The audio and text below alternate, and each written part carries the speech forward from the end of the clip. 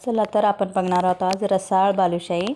त्यासाठी लागणारे साहित्य: 1 वाटी साजूक तूप, 1 वाटी दही, 1 वाटी दूध आणि 1 चम्मच बेकिंग सोडा ह्याच्यामध्ये घालून घ्यायचा आहे आपल्याला। आणि त्यामध्ये लागेल तेवढंच आपल्याला मैदा घालून घ्यायचा आहे। आणि अशा हलक्या हातानेच आपल्याला हे कणिक मळून घ्यायची आहे मैद्याची। हे बघा, असा सॉफ्ट असा हलक्या हाताने कणिक मळून रेडी झालेली आहे आपली बालुशाहीची। त्याला छान लेयर येतात अशा प्रकारे मळल्यास। तुम्ही बघू शकता। तर मी इथे एक तारी पाक बनवून घेत आहे आणि इथं मंद आचेवर कढईमध्ये तेल गरम करायला ठेवलेलं आहे।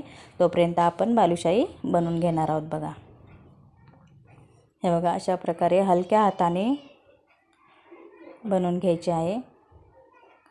किती छान लेयर पडत आहे तुम्ही बघू शकता इथे। हे बघा, अशा प्रकारे मी सर्व बालुशाही इथे बनवून घेतलेली आहे आणि मंद आचेवर तेल गरम झालेलं आहे आणि त्यामध्ये सोडून घेतलेले आहेत। एक बाजू पलटी करून दुसऱ्या बाजूला पण तसंच खरपूस तळून घ्यायचं। किती सुंदर कलर आलेला आहे तुम्ही बघू शकता। आणि 10 मिनिटं पाकामध्ये आपल्याला बुडवून ठेवायचे आहेत। अशा प्रकारे बनवून बघा, आवडल्यास लाईक करा। चला तर आपण बघणार आहोत आज रसाळ बालुशाही। त्यासाठी लागणारे साहित्य: 1 वाटी साजूक तूप, 1 वाटी दही, 1 वाटी दूध आणि 1 चम्मच बेकिंग सोडा ह्याच्यामध्ये घालून घ्यायचा आहे आपल्याला। आणि त्यामध्ये लागेल तेवढंच आपल्याला मैदा घालून घ्यायचा आहे। आणि अशा हलक्या हातानेच आपल्याला हे कणिक मळून घ्यायची आहे मैद्याची। हे बघा, असा सॉफ्ट असा हलक्या हाताने कणिक मळून रेडी झालेली आहे आपली बालुशाहीची।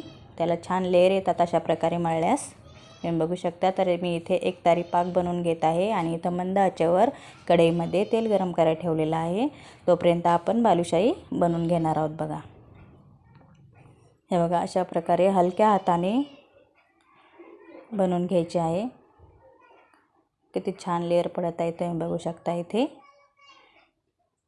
हे बघा, अशा प्रकारे मी सर्व बालुशाही इथे बनवून घेतलेली आहे आणि मंद आचेवर तेल गरम झालेलं आहे आणि त्यामध्ये सोडून घेतलेले आहेत। एक बाजू पलटी करून दुसऱ्या बाजूला पण तसंच खरपूस तळून घ्यायचं। किती सुंदर कलर आलेला आहे तुम्ही बघू शकता। आणि 10 मिनिटं पाकामध्ये आपल्याला बुडवून ठेवायचे आहेत। अशा प्रकारे बनवून बघा, आवडल्यास लाईक करा।